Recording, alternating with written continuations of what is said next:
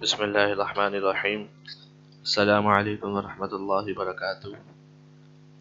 Dear students of Iqra Huffaz boys college, उम्मीद है आप सब खैरियत से होंगे। This is our third video lecture of physics second year. हमने चैप्टर 17 लास्ट 2 लेक्चर्स में स्टार्ट कर दिया था और फर्स्ट टॉपिक जो फ्रेम ऑफ रेफरेंस का था वो हमने कवर कर लिया है। इसके बाद जो सेकंड टॉपिक था गैलीलियन ट्रांसफॉर्मेशन का, वो हमने क्लास में उसकी डेरिवेशंस, उसकी इक्वेशंस वगैरह तमाम मुकम्मल कर ली थी। तो आप में से जिनका डेरिवेशन बाकी है वो अपने फ्रेंड्स से ले लें। हम नेक्स्ट टॉपिक पे मूव करेंगे जो कि है special theory of relativity, principle of relativity और स्पेशल थ्योरी ऑफ रिलेटिविटी। इस टॉपिक्स पे मूव करने से पहले कुछ बातें मैं आपसे करना चाहूँगा। सबसे पहली बात तो ये बहुत दिलचस्प टॉपिक है और ये आपकी खुशकिस्मती है या फिर कम किस्मती है कि आप इसे टू वे क्लास में नहीं पढ़ रहे जिस तरह पढ़ना चाहिए, जिस तरह पढ़ने में ज़्यादा आसानी होती है। लेकिन अगर आप इसको तसलसल के साथ तमाम लेक्चर्स को देखेंगे और कोशिश करेंगे समझने की, तो आपको ये समझ आ जाएगा। इसके अलावा मैं कुछ लिंक्स भी आपके साथ शेयर करूँगा वीडियोस के, वो आप ज़रूर वहाँ से वीडियोस यूट्यूब से देखें और इस कॉन्सेप्ट को समझने की कोशिश करें। इसमें कोई रट्टाफिकेशन नहीं है, सिर्फ कॉन्सेप्ट है। अगर आपको कॉन्सेप्ट समझ आता है तो ठीक है, बहुत अच्छी बात है। आपको कुछ कन्फ्यूजन है आप मुझसे पूछ सकते हैं, व्हाट्सएप पर भी पूछ सकते हैं। लेकिन पहली शर्त ये कि आप पहले खुद से कोशिश करें, एक दफ़ा 2 दफ़ा वीडियोस को ज़रूर देखें और फिर भी अगर आपको नहीं समझ आ रहा तो आप पूछें। और इन दी एंड में कुछ क्वेश्चंस भी आपसे शेयर करूंगा जो कि बोर्ड के हवाले से प्रॉब्लम्स और क्वेश्चन जो बोर्ड में आते हैं इन टॉपिक्स के, वो लास्ट में मैं इससे अगले लेक्चर के लास्ट में मैं आपसे ज़रूर शेयर कर दूँ। तो ये दोनों लेक्चर थर्ड और फोर्थ, ये दोनों लेक्चर आपने लाजमी तसलसल से देखना है। दोनों आपस में इंटरलिंक है। अगर आप एक लेक्चर मिस करेंगे तो दूसरा आपको समझ में नहीं आएगा। वैसे ही आपका कोर्स कंडेंस्ड है तो उसमें जितने टॉपिक्स हैं उनको आप अच्छे तरीके से प्रिपेयर करने की कोशिश करें। जी, हमने की कॉन्सेप्ट जल्दी जल्दी देख लें जो इस टॉपिक के लिए हमें ज़रूरी है कि हमें पता होने चाहिए। फ्रेम ऑफ रेफरेंस हमने पहले डिस्कस कर लिया है। X Y Z set of coordinates होता है, वो हमारा फ्रेम ऑफ रेफरेंस होता है जो कि एक पॉइंट की एग्जैक्ट लोकेशन को बताने में हमारी मदद करता है। इसके तमाम कॉन्सेप्ट आपको क्लियर होने चाहिए। फिर फ्रेम ऑफ रेफरेंस की 2 टाइप्स थी, इनर्शियल और नॉन इनर्शियल। इन दोनों में क्या फ़र्क था ये आपको पता होना चाहिए, ये बार बार हम आगे दोहराएंगे नहीं। इनर्शियल में वो फ्रेम्स आते हैं जो या तो रेस्ट पर हों या यूनिफॉर्म वेलोसिटी से मूव कर रहे हों, और नॉन इनर्शियल में वो तमाम फ्रेम्स आते हैं जो कि वेरिएबल वेलोसिटी से मूव कर रहे हों। इनर्शियल को नॉन एक्सेलरेटिव फ्रेम भी कहते हैं और नॉन इनर्शियल को एक्सेलरेटिव फ्रेम भी कहते हैं क्योंकि इसमें एक्सेलरेशन होती है। रिलेटिव मोशन क्या होता है ये आपको मालूम है, इसके कॉन्सेप्ट आपको क्लियर होना चाहिए। हमने लास्ट लेक्चर में इसकी बात की थी और कुछ पॉइंट भी हमने बताए थे कि अगर ए और बी दो ऑब्जेक्ट हैं वो सेम डायरेक्शन में मूव कर रहे हैं तो जो उनकी वेलोसिटी का डिफरेंस होगा वो हमें रिलेटिव वेलोसिटी बताएगा। मिसाल के तौर पर ट्रेन ए और बी दोनों सेम डायरेक्शन में मूव कर रहे हैं अलग अलग रेल ट्रैक पे, तो दोनों के दरमियान वेलोसिटी जो डिफरेंस होगा माइनस करेंगे तो हमारे पास रिलेटिव वेलोसिटी आएगी। इसके बरक्स अगर दोनों ट्रेन ऑपोजिट डायरेक्शन में मूव कर रही हैं तो उसमें वेलोसिटी हम ऐड करेंगे तो रिलेटिव वेलोसिटी आएगी। अच्छा जी, फिर हमने पढ़ा था कि चॉइस ऑफ फ्रेम क्या होती है, डिफरेंट फ्रेम्स का फ़ायदा क्या है, तो उससे फ़र्क क्या पड़ता है हमारी ऑब्जर्वेशन पे। अगर हम फ्रेम अपना बदल दें तो हमारा जो मोशन होगा ऑब्जेक्ट का, जो पाथ ऑफ मोशन होगा, जो रास्ता होगा, जो उसका पैटर्न होगा, जो स्पीड होगी, वो डिफरेंट ऑब्जर्व होगी। वो हो नहीं जाएगी डिफरेंट, सही गलत कोई नहीं है, लेकिन ऑब्जर्व ऐसा लगेगा कि वो डिफरेंट है। इसकी मिसाल पहले आपसे हमने शेयर की है कि ट्रेन में अगर कोई शख्स बैठा है वो बॉल को वर्टिकली अपवर्ड मूव करता है तो वर्टिकली डाउनवर्ड आती है, उसको ऐसा लगेगा कि बॉल ने ये सीधा मोशन मूव किया है। लेकिन जो बाहर खड़ा है स्टेशन पर, स्टेशनरी खड़ा है, रेस्ट हालत में खड़ा है, जब वो देखेगा ट्रेन के अंदर कोई शख्स बॉल उछाल रहा है और पकड़ रहा है तो उसको बॉल की मोशन प्रोजेक्टाइल लगेगी। तो ऑब्जर्वर के फ्रेम के बदलने से मोशन का पाथ चेंज हो रहा है, असल में नहीं हो रहा लेकिन उसको ऑब्जर्व हो रहा है। ठीक है, अब इसके लिए कुछ मैं आपको लिंक्स यहाँ शेयर कर रहा हूँ, आप यूट्यूब पे इन वीडियोस को लाजमी देखें। इसमें इस कॉन्सेप्ट्स को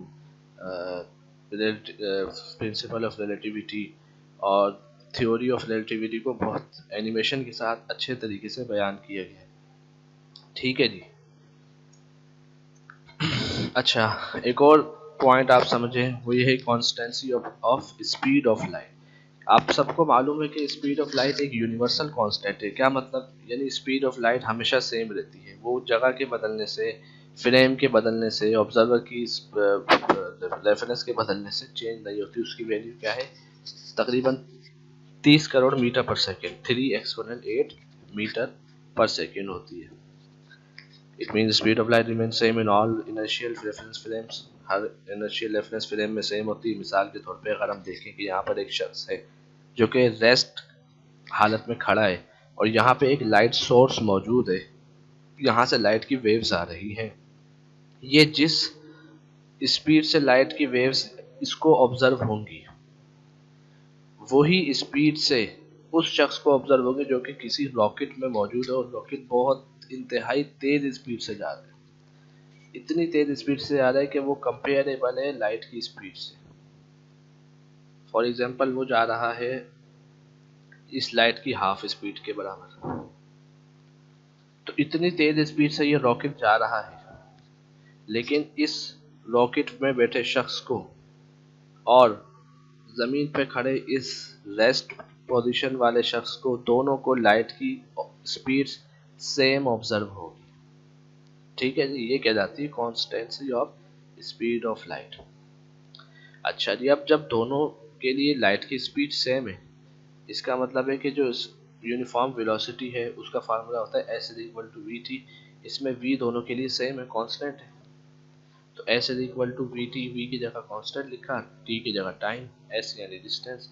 तो इज इक्वल टू कांस्टेंट हम एक डायरेक्टली प्रोपोर्शनल साइन से चेंज कर सकते हैं। इसका मतलब ये कि जो स्पेस है और जो टाइम है वो एक दूसरे के इंडिपेंडेंट नहीं होते बल्कि डिपेंडेंट है। जब ये एक शख्स रेस्ट हालत में खड़ा है और ये शख्स रॉकेट के अंदर है और रॉकेट की स्पीड बहुत ज़्यादा है और दोनों के लिए लाइट जो आ रही है उनकी स्पीड सेम है, इसका मतलब जो इनके लिए जिस एस में और टी में कोई ना कोई फ़र्क ज़रूर होगा। ऐसा हो नहीं सकता कि जब लाइट सेम है, वेलोसिटी सेम है, तो टाइम भी दोनों के लिए सेम हो जाए। तो इसका मतलब ये है कि इन दोनों के लिए टाइम डिफरेंस होगा लाजमी तौर पर। दोनों के लिए टाइम सेम नहीं होगा। इसके लिए टाइम कुछ और होगा, इसके लिए टाइम कुछ और होगा। इसके लिए टाइम बहुत स्पीड हल्की हो जाएगी और इसके लिए टाइम की स्पीड ज़्यादा होगी इसके मुकाबले में। ठीक है जी। तो एस यानी जितना डिस्टेंस ये तेज़ी से कवर कर रहा है उतना ही इसके साथ टाइम जो है ना वो रिलेशन में होगा। एक मिसाल से समझते हैं। मैंने आपसे एक मिसाल दी थी बॉलर की।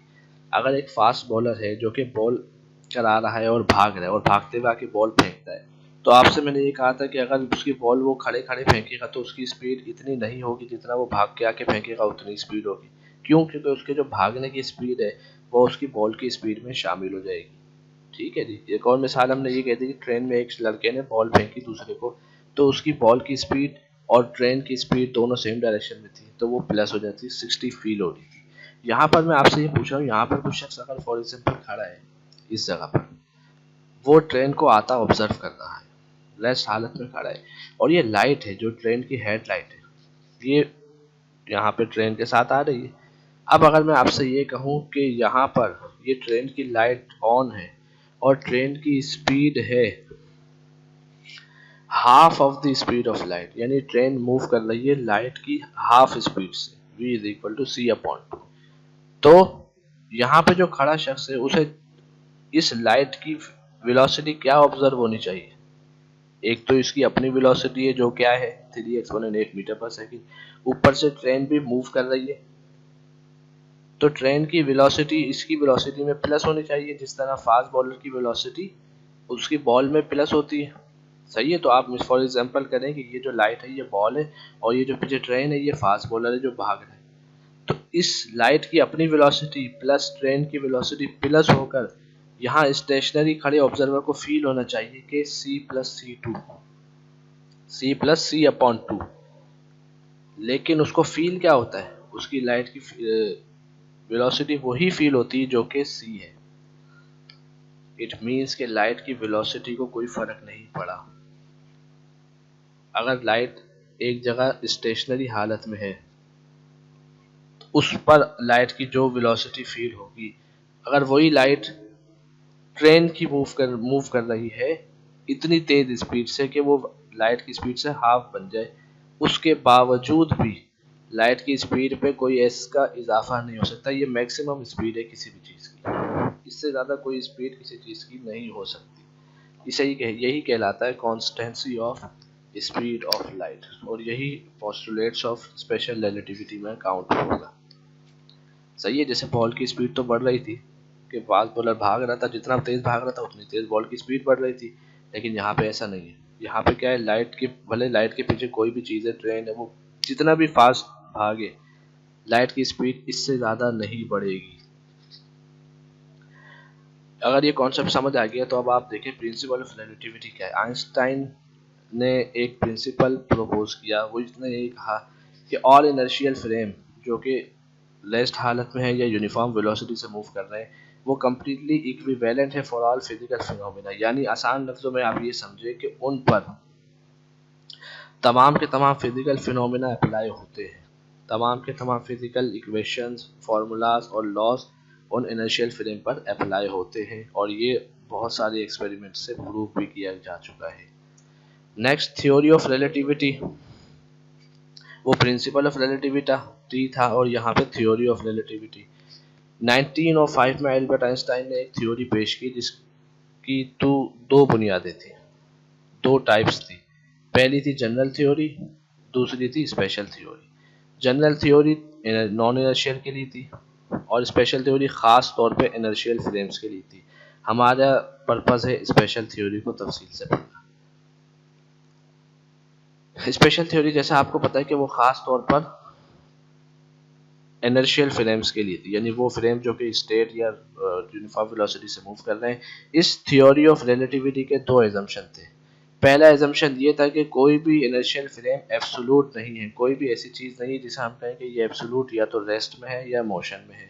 हर चीज़, हर फ्रेम एक दूसरे से रिलेटिव में है। जैसे ज़मीन को हम रेस्ट में कंसिडर करते हैं, लेकिन ज़मीन मूव करती है चांद के रिलेटिव। हमें ज़मीन मूव करती नज़र नहीं आती, लेकिन चांद पे जाके देखे तो लगेगा ज़मीन मूव कर रही है, और बाहर जाके यूनिवर्स में देखे तो लगेगा चांद भी मूव कर रहा है, ज़मीन भी मूव कर रही है। ठीक है जी। अच्छा, दूसरा पोस्टुलेट है स्पीड ऑफ लाइट, जिसे मैंने अभी आपसे ऊपर भी जिक्र किया कि वो ऑलवेज रिमेन्स सेम। तो आइंस्टाइन ने ये साबित किया कि जो स्पीड ऑफ लाइट है वो चेंज नहीं होती। जिस तरह बॉल है, बॉल एक ऑब्जेक्ट है, उसकी स्पीड चेंज हो जाती है अगर उसके साथ फ्रेम ऑफ रेफरेंस बदल दिया जाए, और बहुत सी चीज़ें हैं उनकी स्पीड चेंज हो जाती है। लेकिन लाइट ऐसी चीज़ है कि उससे ज़्यादा किसी की स्पीड नहीं हो सकती। मैक्सिमम स्पीड ऑफ लाइट वो है 3 एक्सपोनेंट 8 मीटर पर सेकेंड। इस स्पीड से ज़्यादा किसी चीज़ की स्पीड नहीं हो सकती, और स्पीड ऑफ लाइट हमेशा कांस्टेंट रहती, चाहे आपका ऑब्जर्वर का फ्रेम ऑफ रेफरेंस बदलता रहे। ठीक है जी। और इसे हम यूनिवर्सल कांस्टेंट कहते हैं स्पीड ऑफ लाइट को। तो ये हमारी स्पेशल थ्योरी ऑफ रिलेटिविटी है। इसमें दो पोस्टुलेट्स है, आप इनको अच्छी तरह से पढ़ें और इसको समझें। अगर इसमें कोई चीज़ कन्फ्यूजन है तो आप दोबारा मुझसे पूछ सकते हैं। अगर आपको क्लियर नहीं है तो एक दफ़ा और दोबारा ये वीडियो आप देख सकते हैं। ठीक है जी, जज़ाकल्लाह, अस्सलाम वालेकुम।